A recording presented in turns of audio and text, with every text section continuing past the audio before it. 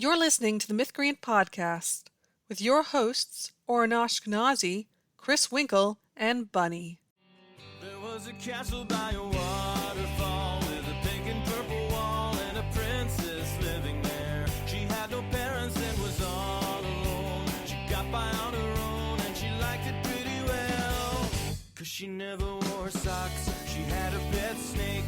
She bought a red guitar and she ate a whole cake. And there wasn't anybody there to tell her what to do, so she did what she wanted to. Everybody knew the story of the princess who saved herself.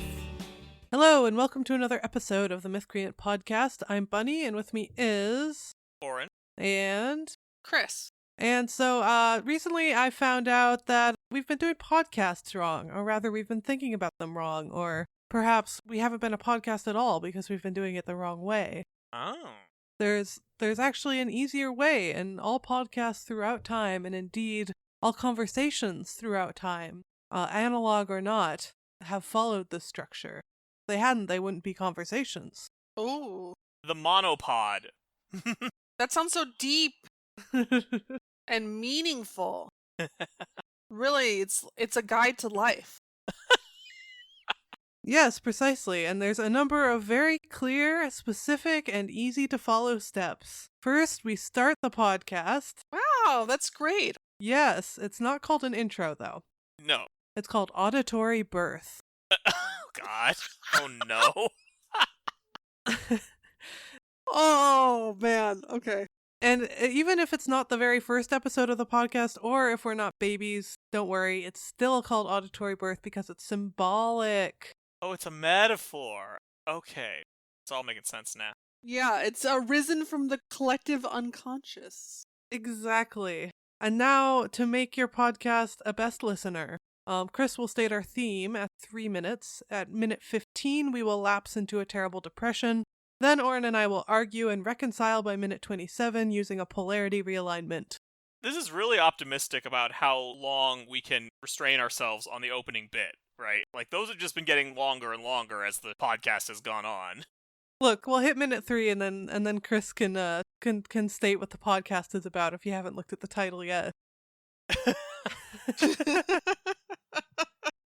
But after minute 27, the podcast is basically over and it's free for all, and we can talk about what we ate for dinner. That's when we return with the lesson of the podcast to give to all. The audio elixir, as it were. Yeah. The audio elixir. And then we experience podcast death. So, okay, though, hopefully that one will just be metaphorical death. It's a cycle that all podcasts and conversations go through. And, another fun fact, all podcasts are motivated by desire for sex or fear of death. Because, podcasters get laid constantly. It's just the most sexually charged profession, if you think about it. God damn it. They really do make you think. Blake Snyder. All right, we should that one's a little specific. We should probably reference where that's from. Yeah, that is Save the Cat, I believe. Excuse me, but I believe it is time for me to state the theme. Yes, Chris, what is this podcast about? It is about pseudo-structures. Yes. Deep ones that are symbolic of regular structures, that are symbolic of pseudo-structures. And now we are rising. Oh, sorry, but yes. I should probably tell people what that is, since it is actually a relatively new term that I made up, because I can't stop making up terms. That's just what we do. We make up terms, that's our thing, okay? Don't try to censor us. We are so good at making up terms that we have all the candy. So yeah, these are basically things that are advertised as story structures, but they don't represent what a real plot structure does, and they don't really teach people plotting.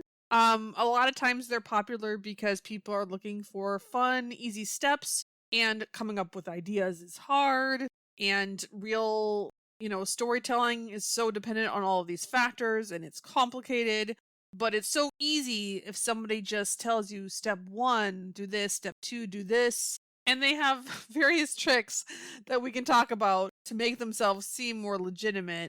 And there's a blurry line, right, between because sometimes something that really seems like a pseudo-structure, I know that the writer does have like a gut level understanding of how stories work, but is just so bad at expressing it that it basically becomes a pseudo-structure.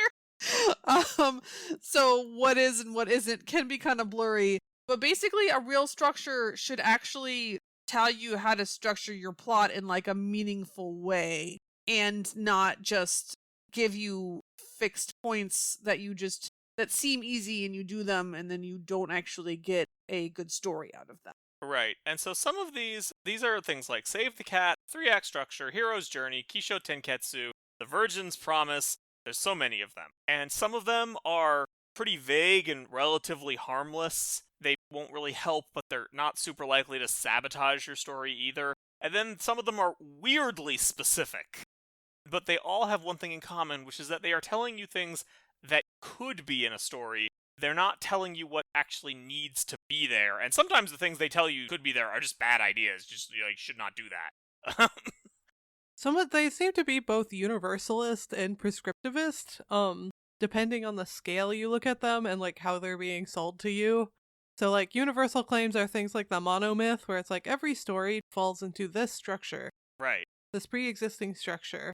And then prescriptive, the ones that are more prescriptive are things like Save the Cat, which are like geared toward writing advice. But all of them have elements of universal and prescriptive. At least if they're, writing advice, because they're usually pulling on things like the monomyth. And yes, it's circular logic.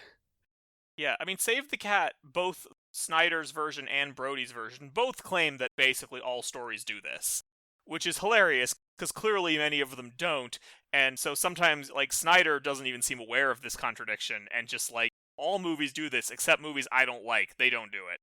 Which is, like, Right, it's every story falls into the hero's journey, and what defines a story? It's something that falls into the hero's journey. Yeah. And Story Circle, which I hadn't heard about until I started researching this episode, says this explicitly. You can apply the story circle to any story. What makes a story something that the story circle can be applied to? That's nice. That's a nice story circular definition. That's true. It's meta. Yeah, I mean, the thing is, if you can't identify real story structure, right, then you're caught in this impossible contradiction between either A, being like, hey, put that event there, but like, well, not every story needs an event there, and so you're being way too specific, and people can automatically tell that that does not fit, right, that they shouldn't have to do that because that's, so many stories are not doing that. Or you can get extremely vague and be like, oh, but I meant that metaphorically. It's metaphorical death. It's a metaphorical journey. Right. It's a metaphorical despair, or whatever you want, and then it's so vague, it could literally mean anything. And so people might be inspired by it and might be like, oh, I've got an idea for like a metaphorical death I could do here. But now it's no longer meaningful in any way because you could make anything match that. Right. And what's funny is that sometimes, like, people will get really vague about even these bizarrely over-specific ones. Like, again, this is sort of the big difference between Snyder's Save the Cat and Brody's Save the Cat. Because Snyder's Save the Cat is just hyper-specific to a bizarre degree. But people still, like, say, like, oh yeah, I wrote this with Save the Cat, and you look at it, and you're like, where is any of the weird stuff that Snyder was talking about? And I'm like, well, it's there as, like, a metaphor of the thing he was talking about. Whereas, like, Brody kind of cuts out the middleman and is like, yeah, all of these really weird claims that Snyder made, they're all real, but also they can be anything. So, don't worry about it. You can write anything and then say you're following Brody's version of the Save the Cat, because the steps are all so incredibly vague. Well, the thing it has to do is that it has to say that all these stories that you like fall into this structure. And so when it's being used that way, the definitions of each of these moments has to be broad enough that you can slot in, like, House of Cards Episode 1 and The Emperor's New Groove. Yeah, because those are both good things that people like. Right. And they have to both follow the structure, but then when you're trying to give advice to people, then suddenly these structures get, like, super specific. With Snyder in particular, he's, like, giving you the pages that you need to put these things on. Yeah, my favorite thing about Snyder's is, like, if you just tried to make a movie following Snyder's advice, it would be incomprehensible. It would be both really boring and also, like, weirdly paced. He's got, like, this 10% that's supposed to be the debate of the movie. It's like you're supposed to spend that long debating to go on the adventure, which, of course, none of the examples he cites do that, because why would they? Like, why on earth? Who thinks that's gonna make the story better? And, like, you can have a scene where the hero debates something, sure, but to say that that's both, like, necessary and, like, obligatory is just wrong. Especially since we have many stories that start after the hero has decided to go on the adventure. Yeah. Or they're just fully in. There's no question. Right, like, they don't always need to be convinced. And even for the ones who do need to be convinced, you probably aren't going to spend that long on it, right? Because it's just not that interesting. Can you imagine if 10% of a Brandon Sanderson book was debating whether to go on the adventure? Oh, no. Oh, God. That's like, you could fit, like, a normal person's novel in there. Yeah, okay. About that, this is interesting because some of this idea where you have like this introductory segment comes from like Freytag, from Freytag's Pyramid, Yeah. and then some later books, but like a bunch of those books, if you actually look at the text of them, they're like, oh no, this should only be like a scene, or this should be as short as possible, or from, you know, Kenneth Thorpe Rowe, whose book I'm reading right now, he's like, oh, well, actually, this can happen like alongside other events if you can like work the information in later. And so they're not actually intended to be originally like this huge segment, but then you go later and you get to like Sid Field's 3-act structure, and it's like, oh yeah, this huge section, you know, 1/3 1/3 of the story should just be a whole bunch of setup, Yeah. you know, with maybe a few important plot points in it. And now we're just making it really long. And that's just, it's not a good idea because you're supposed to start the plot. You should start the plot as quickly as you can and then think for your individual situation if it makes sense to delay a little bit so that you can do important setup that makes it matter, for instance. But that's like, that those trade-offs are different for every story. And so just telling everyone to delay when it would only benefit a few people is not a good idea. Well, here's the thing about Freytag's Pyramid and the 3-act structure. The thing that makes 3-act structure so bad is that it's Freytag's Pyramid bastardized by a long train of dastardly Polish people who have been plotting. Okay, I think we need to, for listeners who have not read my post on Freytag's Pyramid, and again, most people don't recognize the term Freytag's Pyramid, but you have probably seen the simple triangle chart where there's rising action, and there's a climax in the center for some reason, and then falling action, right, at a downward slope. And people, you know, sometimes they modify it to put the climax in the place we would put it now, but that's Freytag's Pyramid, and the Freytag, who made this pyramid, really hated the Polish.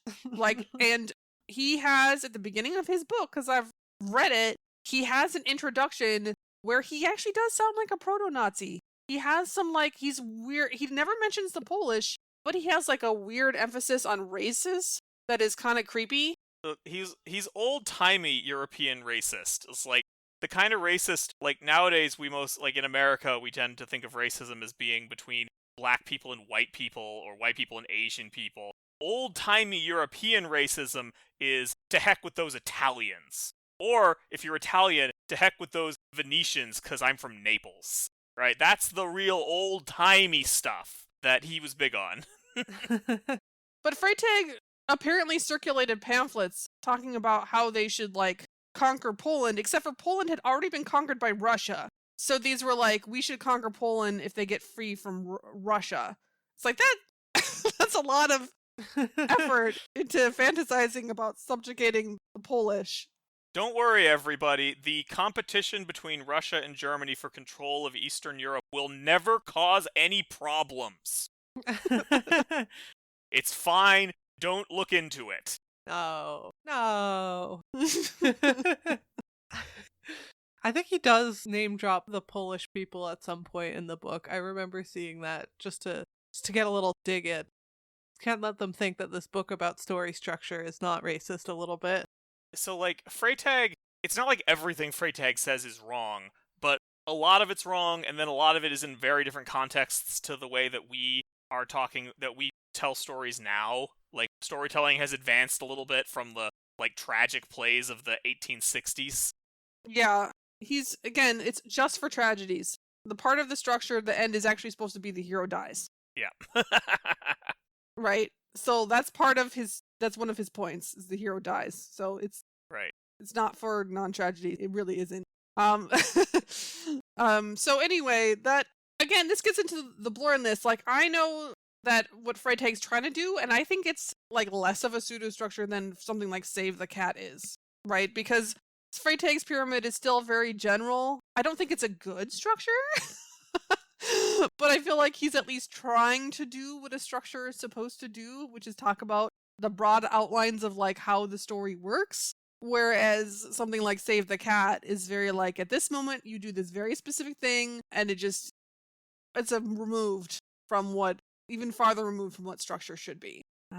Yeah, Save the Cat is honestly weird. A lot of these books, I can see how they catch on, even if I don't think that what they're saying makes sense, a lot of these structures.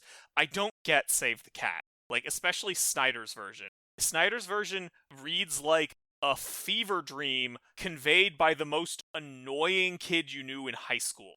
It's so strange. Like, everything is written with these really off-putting names that don't make sense, and it's like hard to figure out what he's talking about half the time. I just don't get how this became popular. At least with Brody's version, I get how it became popular beyond the fact that it's linked to Save the Cat, because it's super vague on purpose, right? So anyone who doesn't like being told what to do can just do what they were going to do already, and then, like, retroactively fill in the part that they're doing Brody's thing. That's hard to do with Snyder's. I just don't get it. I don't understand. Yeah, I mean, I think, again, remembering when I was young, Mm-hmm. relatively, When I was young and I liked Save the Cat. and naive, Yes. I was still saving the cat. I remember liking it because it just seemed fun and easy. Mm-hmm. And if you don't know what real story structure is, you never know what's missing. That's true. The funniest thing for me about Save the Cat is that Snyder very briefly references A plots and B plots, Yeah. right? Which are actual things in a story, actual structural elements in the story, but never explains what they are. It's just a passing reference. It's so funny. Right? And the rest of it, no reference to plot lines in this book. It's just, except for this passing reference that he doesn't explain. It's because for him, it's so second nature that he doesn't even think it's worth saying, right? And so it doesn't go in the book. Whereas Sid Field, with his screenplay, The Foundations of Screenwriting, was his book. This is the one where this, like, quote-unquote 3-act structure comes from. Or at least the version of it that many of us are familiar with. Yeah, I think Sid Field really was trying to communicate story structure. He just doesn't have a good intellectual understanding of it. And so, he keeps saying, oh, you need a beginning and an ending and a beginning and an ending, but he cannot pin down what they are. Right? So he'll ask some questions. Oh, well, does your character get married or divorced? Or, he'll ask questions. He's clearly looking for, like, a hook and resolution. That's clearly what he means. He doesn't know how to define it, right? For him, it's just gut level. It's instinctual. So he can't see it, Yeah. right? Same with, like, turning points. He has no understanding of, like, fractal structure, right? So, or how, child arcs work, right? So for him, there's a plot point that, like, twists the action around. It's like, okay, look, every single plot event in a story changes what happens going forward. They're all do that, and they can be anywhere. Right? I mean, the point you've made before is that these structures are only useful in as far as you already understand the other storytelling fundamentals. Mm-hmm. Yeah. And even then, it's like, if you understand the storytelling fundamentals, you can probably make a good story that follows these structures. Although, honestly, Save the Cat's going to be kind of a challenge. But like, you probably can. But at that point, it's just like, what are they giving to you that is worth restricting yourself like that? Why not just tell the story you want to tell at that point? Yeah. Yeah, I mean, I wouldn't be surprised. Maybe somebody could pick up Sid Field's book and by like thinking on it really hard, kind of like, and looking at examples, come up with some better idea of hooks and resolutions, even though he never says it. Yeah. Right? Maybe they could start paying attention to, okay, I need to figure out what the ending is to do the beginning, and the beginning has to match the ending, and that like sets them on the wrong direction. I do think it's a step better than, for instance, the hero's journey. Yeah. Right? Which is just a bunch of metaphorical things that don't really try at all. Right? Yeah. I mean, the thing you have to understand about the hero's journey and the monomyth is that it's made up. Like, it's fake. Like, Campbell doesn't demonstrate it, ever.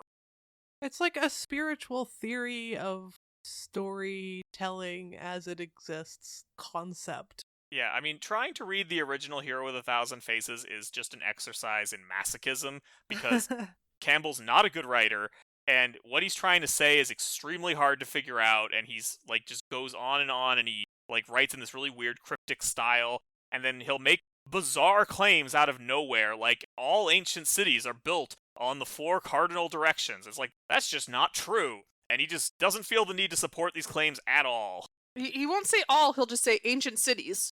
And you're like, that is, what do you mean? What ancient cities? Where in the world? During what time period?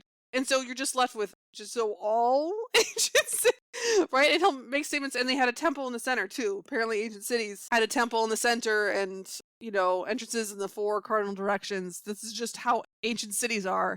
So he's just a bad scholar. He's not a good scholar, and he does not actually prove his thesis in any way.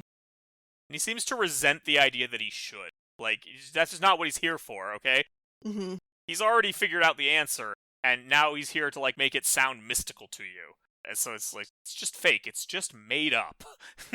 What's very funny to me is that a lot of these structures are, like, explicitly based on monomyth, Hero with a Thousand Faces, Hero's Journey, blah, blah, blah. But the fact that none of them agree with how many, like, stages there should be, is something that none of them really reconcile. Like, can these all be true at once? I don't know. Does it have 3 acts? 18, like, beats? 5 acts? Like, 16 or 14 or 8? It's very funny watching people try to reconcile these, like, completely unrelated made-up pseudo-structures, like, trying to figure out how the 3-act structure works with the hero's journey. It's like, it doesn't, because they're both fake. They're just fake from different directions. The 3-act structure is just made up. You can divide any story into 3 acts if you want to. There's no real reason, but you can. And, like, Sid Fields' version of it at least has some specific advice. It's just weird and not very good. Yeah, Sid Field took an attention arc, right? Mm-hmm. And tried to express it, but, like, didn't know how to actually describe it. And then, like, built an arbitrary set of events around it, right?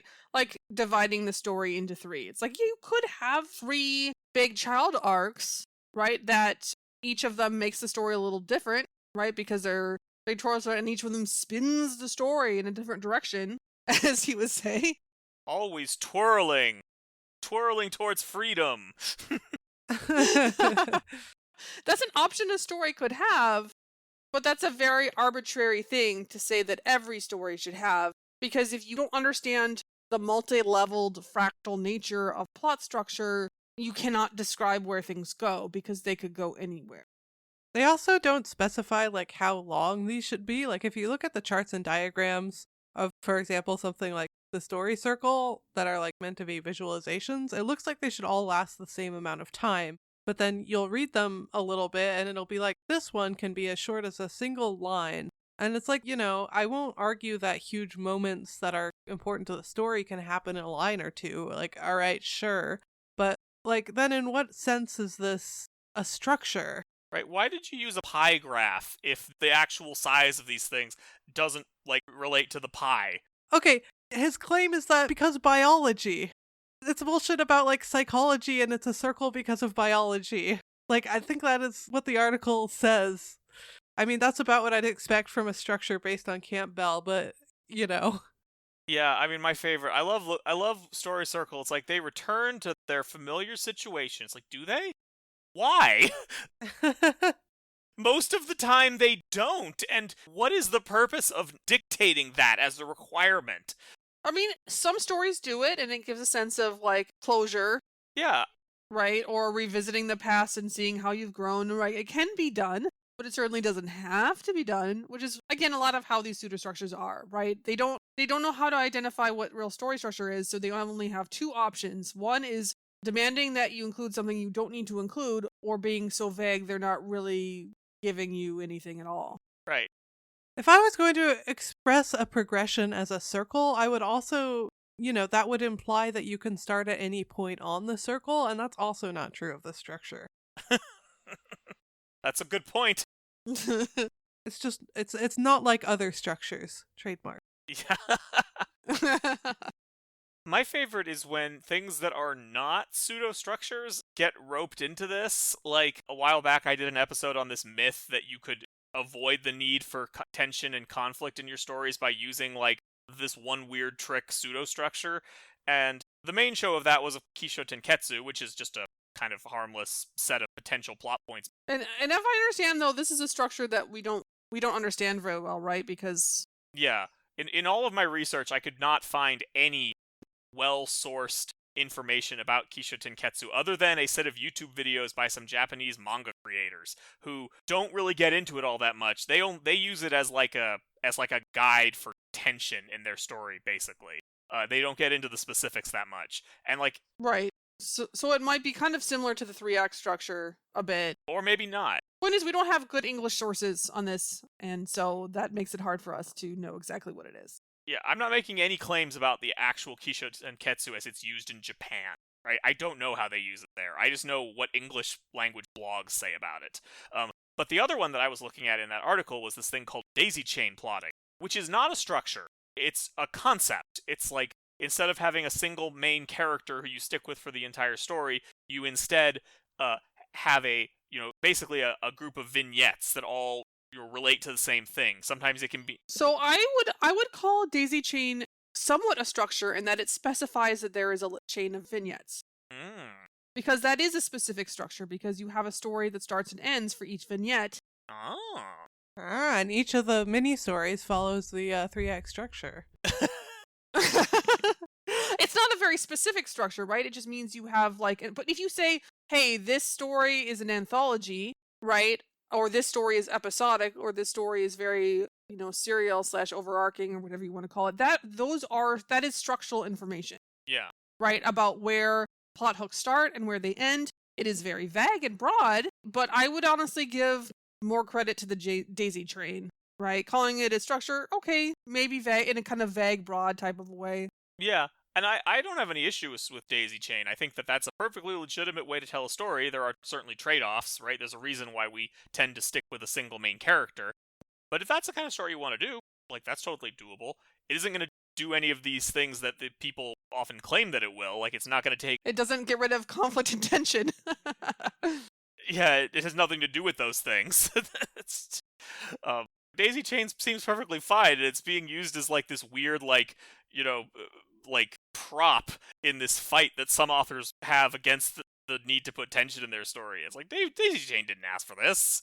It's just a neat little story concept. Can we take a moment to appreciate just how bizarre Virgin's Promise is?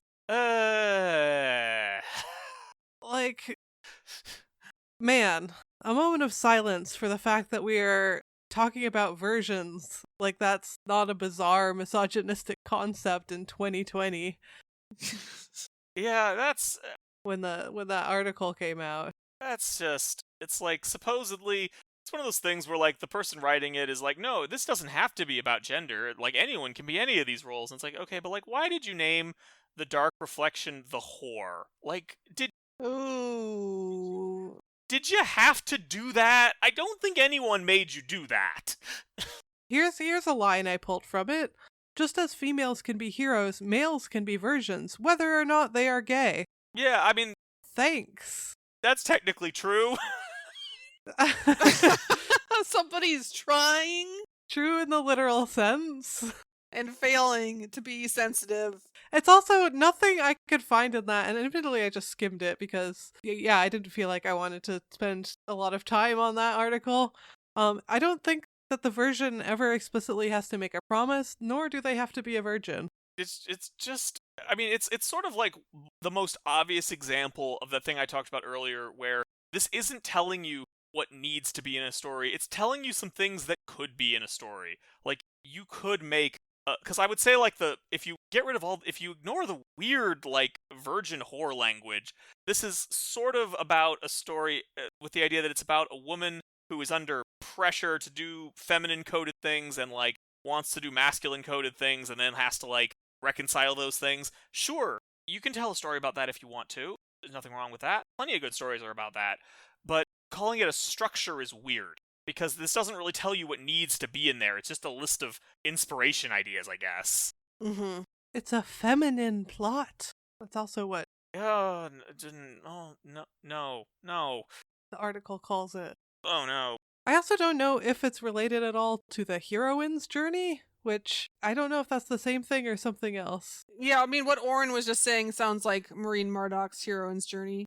It's similar. It's very similar. Right, yeah, I mean, and it's basically, you know, I wrote about it back when I was actually more into the hero's journey, and then I learned better. But at the same time, it was, if you want your character to go through growth and have big change, it can offer inspiration for doing that, is basically what I would say about it now. Yeah. So, I mean, I suppose you could say there are kind of some emotional structure, and that there are periods in which the character appears to be learning, and that would take tension down, right? And then having problems again, which would take tension up. Yeah. Right? But it's mostly, I would say, just for inspiration. I mean, that does seem to be the best case scenario. Yeah, and it doesn't call anyone a whore, which is kind of nice. Yeah. Just in general, I would be very careful about the idea of story types having genders. I'm not going to say there's never a situation where that might be useful, but you can get carried away with that almost immediately. Yeah, I will say with Maureen Murdoch's, the thing is that, and I have not actually really clarified well in this post, is that she was a therapist for women, and so the inspiration for her was the things that she heard from her patients, right, and their emotional journeys. And so the gender in that one, the Maureen Murdoch's heroine's journey, I think of it not as prescriptive, but as descriptive, right? She's describing what a group of women went through emotionally at a particular time in response to patriarchy. And that's where her idea for this heroine's journey comes from. Yeah. And I think there is one more thing that I think is really important about this, is that also bisexual, non-binary people can be virgins, just so we're clear. We're all represented here. This podcast says you are valid as a virgin. Yes, that's We witness you. definitely the message we want to end this on. I think my conclusion after studying all of these pseudo-structures is that A New Hope is to blame for 99% of it. But I love A New Hope, though, because I can use it to show people what an actual through line is. It's like, oh, you thought that A New Hope was successful because of the hero's journey. Well, guess what? It's not. Here's the actual, yeah. Now you're going to learn something. I had one editing client who told me that after he read this article where I demonstrated that it, like, you know, through example, that it wasn't the hero's journey that made it successful, but like just having a through line, that his mind was like blown. Heck yeah. We love to hear it. Keep blowing those minds. Right? Down with pseudo-structures. That should be your takeaway. Yeah. All right. Well, I think with that, we are going to go ahead and call this episode to a close. Oh, damn. We forgot to have a big row and talk about our dinners. I guess this podcast will not hit the tops of the charts. Yeah, that'll be part 2. Perhaps it's not a podcast at all. We metaphorically discussed our dinners. Yes, true. Yeah. If you would like us to stop and not discuss our dinners, you can consider supporting us on Patreon. Go to patreon.com/Mythcreants. And before we go, I want to thank a couple of our existing patrons. First, there's Amon Jaber. He's an urban fantasy writer and a connoisseur of Marvel. Then there's Kathy Ferguson, who's a professor of political theory in Star Trek. We will talk to you next week. There was a dragon with a pointy tail. He was bigger than a whale, and his breath was terrible. He scared the princess when he came around. Tried to burn the castle down, but she caught him by his tail. Then she tied him to a tree so the dragon couldn't fly. She told him he was mean, and it made the dragon cry. When he finally apologized, she offered him some tea. He accepted it graciously. Now he visits every weekend with the princess who saved herself. This has been the Mythcreant Podcast. Opening closing theme, The Princess Who Saved Herself by Jonathan Colton.